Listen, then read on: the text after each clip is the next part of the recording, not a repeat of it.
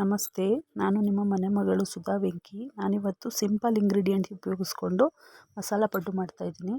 Masala ಪಡ್ಡನ್ನ first ಒಂದು ಬಾಣಲೆಗೆ ಎಣ್ಣೆ ಹಾಕ್ಕೊಂಡು 2 3 ಸ್ಪೂನ್ ಎಣ್ಣೆ ಹಾಕ್ಕೊಂಡಿದ್ದೀನಿ ಬಾಣಲೆಗೆ. ಅದಕ್ಕೆ ದೊಡ್ಡ 2 ಸ್ಪೂನಷ್ಟು ಕಡಲೆಬೇಳೆ ಹಾಕಿ ಸ್ವಲ್ಪ ಬ್ರೌನ್ ಕಲರ್ ಬರೋಗೆ ಹುರ್ಕೊಂಡಿದ್ದೀನಿ. ಅದಕ್ಕೆ ಸ್ವಲ್ಪ ಸಾಸಿವೆನ ಹಾಕ್ತಾಯಿದ್ದೀನಿ.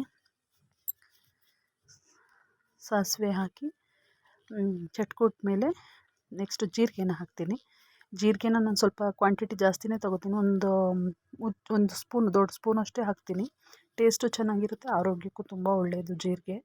ಮತ್ತು ಹಸಿರು ಮೆಣ್ಸಿನ್ಕಾಯಿ 4 ರಿಂದ 5 ಹಸಿರು ಮೆಣ್ಸಿನ್ಕಾಯಿ ಹಾಕಿದ್ದೀನಿ. ಅದೊಂದು 2 ನಿಮಿಷ ಫ್ರೈ ಮಾಡಬೇಕು. ಅದಾಗ್ತಿದ್ದಂಗೆ 4 ರಿಂದ 5 ಈರುಳ್ಳಿನ ಫಸ್ಟೇ ಕಟ್ ಮಾಡಿ ಇಟ್ಕೊಂಡಿದ್ದೆ. ತುಂಬ ಸಣ್ಣದಾಗಿ ಕಟ್ ಮಾಡಿ ಇಟ್ಕೊಂಡಿದ್ದೆ. ಅದನ್ನು ಆ ಎಣ್ಣೆಗೆ ಹಾಕಿ ಒಂದು 2 ರಿಂದ 3 ನಿಮಿಷ ಇಲ್ಲ ಒಂದು 5 ನಿಮಿಷ ನೀಟಾಗಿ ಅದ್ರದ್ದು ಹಸಿದೆಲ್ಲ ವಾಸನೆ ಎಲ್ಲ ಹೋಗಿ ನೀಟಾಗಿರಬೇಕು, ಆ ಥರ ಹುರ್ಕೊತಿದ್ದೀನಿ. ನೆಕ್ಸ್ಟು ಅದಕ್ಕೆ ಕ್ಯಾರೆಟ್ನ ತುರಿದಿಟ್ಕೊಂಡಿದ್ದೆ. 2 ಕ್ಯಾರೆಟ್ ಹಾಕಿದ್ದೀನಿ ನಾನು. 2 ಕ್ಯಾರೆಟ್ನ ತುರಿದಿಟ್ಕೊಂಡು ಅದ್ರ ಜೊತೆಗೆ 2 ರಿಂದ ಮಾಮೂಲಿ ಸೇಮ್ ಒಂದು 5 ಮಿನಿಟ್ಸ್ ಅಷ್ಟು ಅದನ್ನು ಫ್ರೈ ಮಾಡ್ತಾಯಿದ್ದೀನಿ.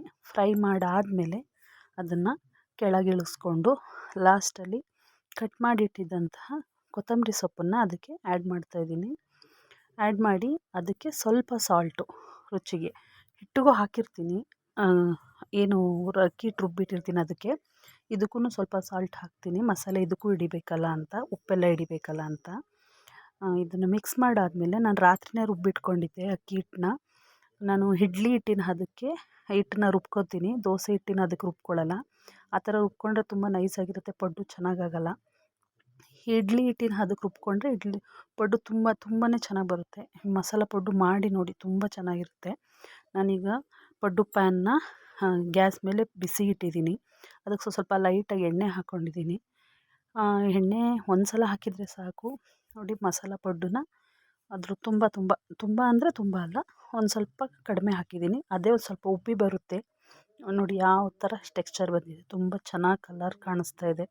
ಎಷ್ಟು ಕಲರ್ ಕಾಣಿಸ್ತಾ ಇದೆ ಅಲ್ಲ, ತುಂಬ ಚೆನ್ನಾಗಿದೆ. ತುಂಬ ಚೆನ್ನಾಗೂ ಸ್ಮೂತಾಗಿ ಬರುತ್ತೆ. ದೋಸೆ ಹಿಟ್ಟಿನ ಹದಕ್ಕೆ ರುಬ್ಬಿದರೆ ಅಷ್ಟು ಸ್ಮೂತ್ ಬರೋಲ್ಲ. ಇಡ್ಲಿ ಹಿಟ್ಟಿನ ಹದಕ್ಕೆ ರುಬ್ತೀವಲ್ಲ ಸ್ವಲ್ಪ ರವೆ ಥರ, ಆಗ ತುಂಬ ಚೆನ್ನಾಗಿ ಬರುತ್ತೆ. ಇದ್ರ ಜೊತೆಗೆ ನಾನು ಶೇಂಗಾ ಚಟ್ನಿ ಮಾಡಿದ್ದೆ. ಶೇಂಗಾ ಚಟ್ನಿ ನಾನು ಲಾಸ್ಟ್ ಇಡ್ಲಿ ಮಾಡಬೇಕಾದ್ರೆ ತೋರಿಸಿದ್ದೆ ನಾನು. ಅದೇ ಸೇಮ್ ಚಟ್ನಿ ಮಾಡಿದ್ದೆ. ಅದಕ್ಕೂ ಮಗನಿಗೆ ಆ ಶೇಂಗಾ ಚಟ್ನಿ ಮತ್ತು ಈ ಥರ ಪಡ್ಡು ಅಂದರೆ ತುಂಬ ಇಷ್ಟ. ಮಗಳು ಪಡ್ಡು ಅಂದರೆ ತುಂಬ ಇಷ್ಟಪಡ್ತಾಳೆ. ಸೊ ನೀವು ಮಾಡ್ಕೊಳ್ಳಿ ನೋಡಿ, ಎಷ್ಟು ಸ್ಮೂತಾಗಿ ಬಂದಿದೆ. ಹಾಗೆಯೇ ಮುರಿದ್ರೆ ಹಂಗೆ ಪಟ್ ಅಂತ ಇದಾಗುತ್ತೆ. ಸೊ ಮಾಡ್ಕೊಳ್ಳಿ, ಟೇಸ್ಟಾಗಿರುತ್ತೆ. ಮಾಡ್ಕೊತೀನಿ.